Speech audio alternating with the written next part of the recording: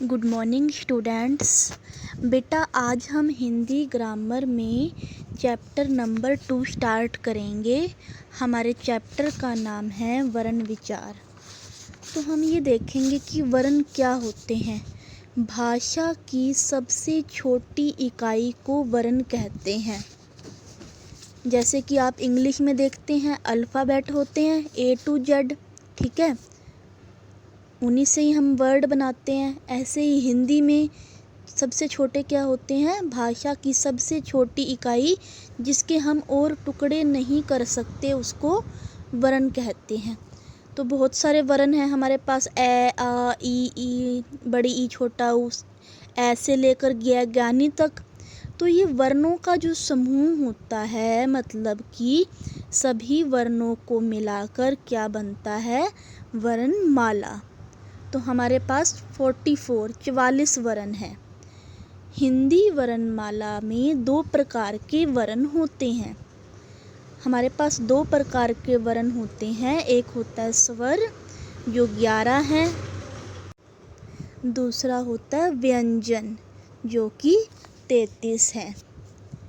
अब हम ये देखेंगे कि स्वर कौन से होते हैं और व्यंजन कौन से होते हैं। स्वर देखिए 11 हमारे पास स्वर होते हैं। ए आ ई बड़ी ई छोटा ऊ बड़ा ऊ री री ही ए बड़ा ए ओ बड़ा ओ, ये हमारे पास स्वर हैं। उसके बाद व्यंजन का ख ग घ अड़ा, ये क्या है हमारे पास व्यंजन। ये वाले जो फर्स्ट लाइन है व्यंजन की, का खा ग घ अड़ा, इसको बोलते हैं वर्ग। फिर च छ ज झ अण, इसको च्वर्ग कहते हैं। फिर है ट ठ ड ढ अण, इसको ट्वर्ग कहते हैं। देन त्वर्ग पवर्ग अंतस्थ ऊष्म, ये सारे हमारे पास क्या हैं, व्यंजन हैं। तो अब हम डिटेल में पढ़ेंगे कि स्वर क्या होते हैं और व्यंजन क्या होते हैं।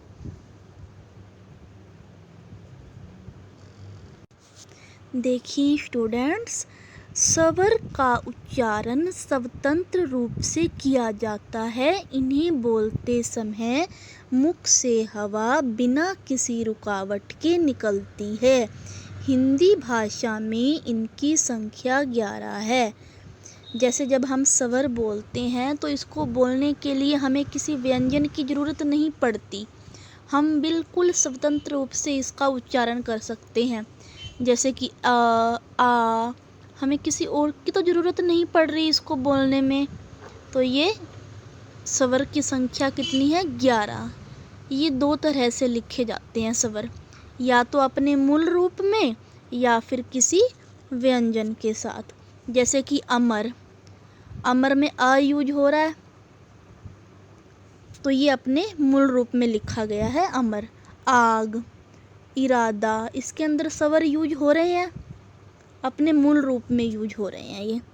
अब देखिए व्यंजनों की मात्रा के रूप में दूसरे वे में किस तरह से यूज होते हैं स्वर, व्यंजनों की मात्रा के रूप में।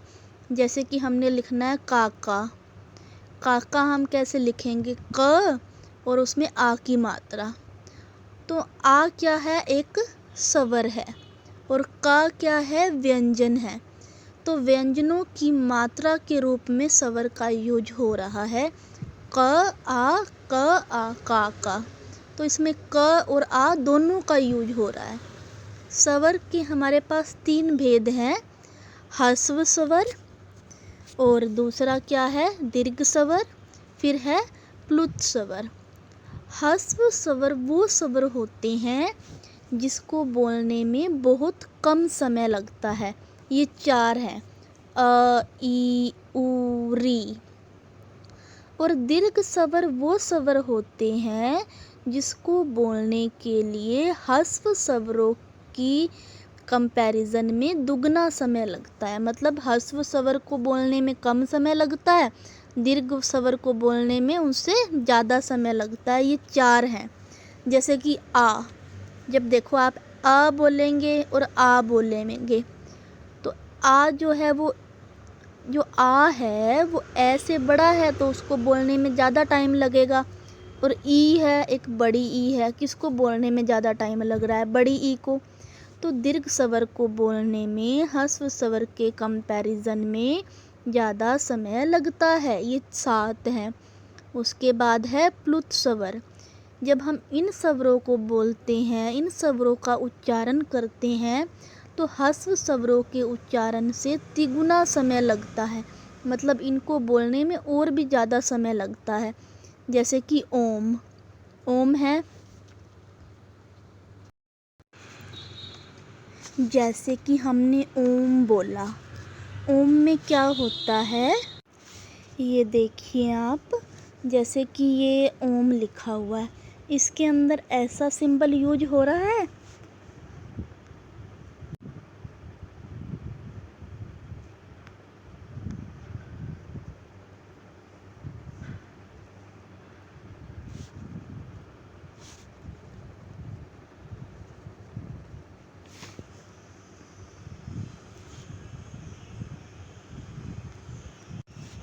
हमारे पास है अनुस्वार, अनुनासिक। अनुस्वार क्या होता है? इसका उच्चारण नाक से होता है। जैसे कि हम बोलते हैं घंटी, चंचल, मंगल। तो इसके लिए जो चिन्ह यूज होता है वो कौन सा है हमारे पास? ये वाला, ठीक है। उसके बाद है अनुनासिक। इसको जब हम बोलते हैं तो नाक और गले दोनों का यूज होता है। जैसे कि गुंज, छाव, पाव, चिन्ह। अगर आप नाक भी बंद कर लेंगे तो इसको आप नहीं बोल पाएंगे। उसके बाद देखिए क्या होता है, हम इरेज कर लेते हैं पहले जो हमने मार्क किया है। इसके बाद है विसर्ग। विसर्ग का सिंबल होता है बेटा ये वाला, 2 बिंदियाँ। आपको लगा के दिखाती हूँ। ये जो है वो विसर्ग का सिंबल है, ये और ये, ठीक है। इसका उच्चारण जब हम किसी भी वर्ड के आगे, शब्द के आगे विसर्ग आ जाता है तो हम ह की ध्वनि लगाते हैं उसके साथ। विसर्ग जो है वो संस्कृत भाषा से आया है।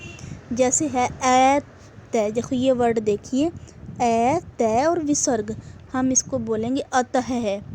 उसके बाद है जैसे प्राय, इसको हम बोलेंगे प्राय और आगे विसर्ग है इसके, ये वाला साइन, हम बोलेंगे प्राय, ठीक है। उसके बाद हमारे पास है आगत ध्वनि आ। ये देखिए ये वाला, इसका उच्चारण जब हम आ, जैसे आ का यूज कर रहे हैं, आ के ऊपर छोटी सी इस तरह से लगी हुई है कुछ, इसका उच्चारण आ और ओ के बीच की ध्वनि के रूप में होता है। जिसका प्रयोग मेनली किस लिए होता है? अंग्रेजी से जो शब्द हिंदी में बनाए गए हैं उसके लिए।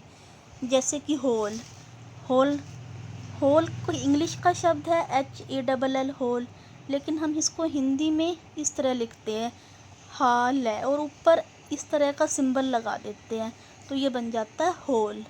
ऐसे ही बोल, डॉक्टर, ठीक है।